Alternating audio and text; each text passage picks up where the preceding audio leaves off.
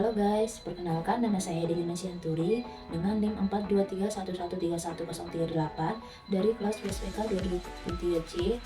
Di sini saya akan membuat video penjelasan mengenai siklus Born-Haber pembentukan senyawa CaCl2 untuk tugas proyek memenuhi tugas mata kuliah Ikatan Kimia. Selamat menyaksikan. Di sini saya akan menjelaskan siklus Born-Haber pembentukan senyawa CaCl2. Nah, yang pertama itu Ca berbentuk solid, tambahkan setengah Cl2 gas.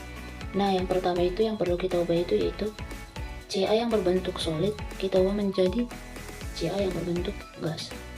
Nah, Cl2 tidak perlu kita ubah karena dia sudah berbentuk gas. Nah, tahap yang pertama itu yaitu mengubah Ca yang berbentuk solid menjadi berbentuk gas.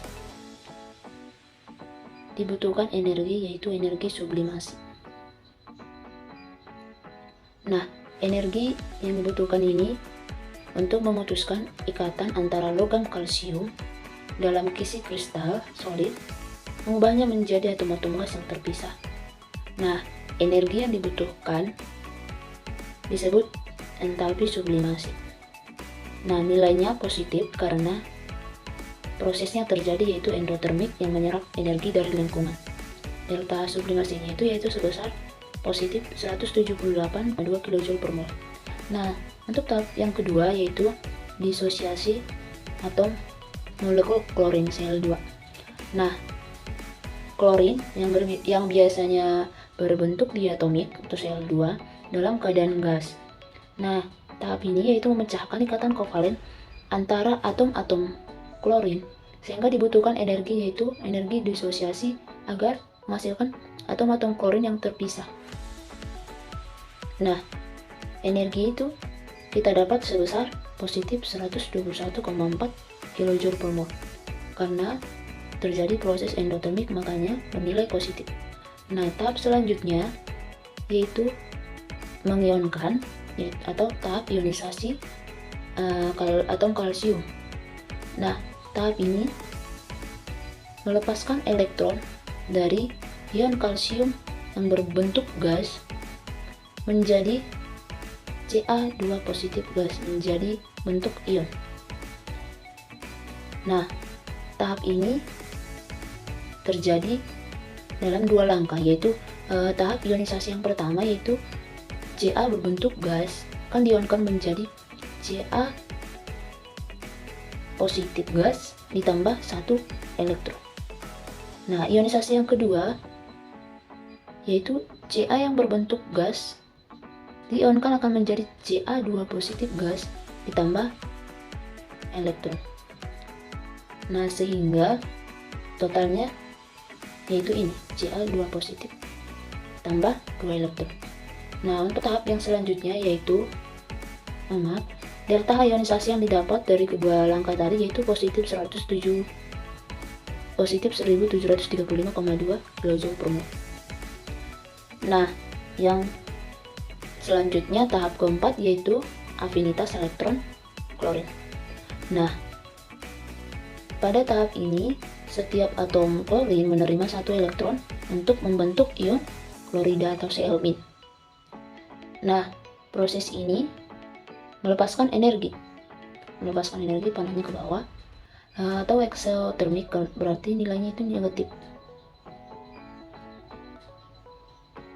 Proses ini melepaskan energi karena atom halogen Cl cenderung menerima elektron untuk mencapai konfigurasi elektron yang stabil supaya Cl-nya stabil. Nah, nilai yang diberikan untuk 2 klorin ini karena kita membutuhkan 2 ion Cl- untuk setiap molekul CaCl2, sehingga untuk tahap yang keempat ini dibutuhkan atau dihasilkan delta afinitas elektronnya itu sebesar negatif 349 kJ per mol. Nah, tahap yang selanjutnya yaitu tahap yang kelima yaitu pembentukan energi kisi. Nah, tahap ini adalah tahap terakhir. Tahap terakhir ini melibatkan pembentukan struktur kristal Ca2 positif. Ini berbentuk gas ditambah 2 Cl- berbentuk gas. Sehingga ion ini kan, ini bermuatan positif, ini bermuatan negatif. Sehingga ion-ion ini akan saling tarik-menarik untuk membentuk kristal. Nah, pada tahap ini akan melepaskan energi yaitu eksotermik untuk membentuk senyawa ionik CaCl2 berbentuk solid atau padat. Sehingga pada tahap yang terakhir ini nilai delta H-nya yaitu negatif karena eksotermik. Didapat nilai delta H untuk tahap kelima energi kisi yaitu negatif 2223 kJ per mol. Nah, untuk yang terakhir yaitu dari tahap yang kelima yaitu energi kisi akan membentuk senyawa ionik CaCl2 berbentuk solid dari proses yang dua ini. Bermuatan positif, bermuatan negatif saling tarik-menarik membentuk ini. Sehingga untuk delta Hf untuk CaCl2 yaitu jumlah dari semua tahap ini, tahap 1, tahap 2, tahap 3, tahap 4, tahap 5. Sehingga untuk energi pembentukan standar untuk delta Hf0 CaCl2 yaitu energi sublimasi ini ditambah energi disosiasi, ditambah energi ionisasi, ditambah afinitas elektron, ditambah energi kisi, sehingga didapatkan 178,2 ditambah 121,4 tambah 1735,2 ditambah negatif 349 tambah negatif 2223, sehingga didapatkan delta Hf0 untuk CaCl2 yaitu sebesar negatif 795,8 kJ per mol. Nah, begitulah tahap-tahap untuk pembentukan senyawa ionik CaCl2 membutuhkan 5 tahap untuk dapat membentuk CaCl2 berbentuk solid.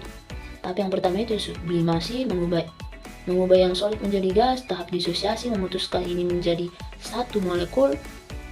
Tahap yang ketiga yaitu ionisasi, mengionkan kalsium menjadi berbentuk ion. Tahap yang keempat yaitu afinitas elektron Cl, dan tahap yang kelima yaitu energi kisi untuk membentuk ini. Begitulah penjelasan mengenai siklus Born-Haber untuk pembentukan senyawa CaCl2. Semoga dapat dimengerti. Apabila ada kesalahan penulisan, kesalahan tutur kata, saya mohon maaf. Sekian video yang dapat saya buat untuk memenuhi tugas proyek mata kuliah Ikatan Kimia. Sekian dan terima kasih.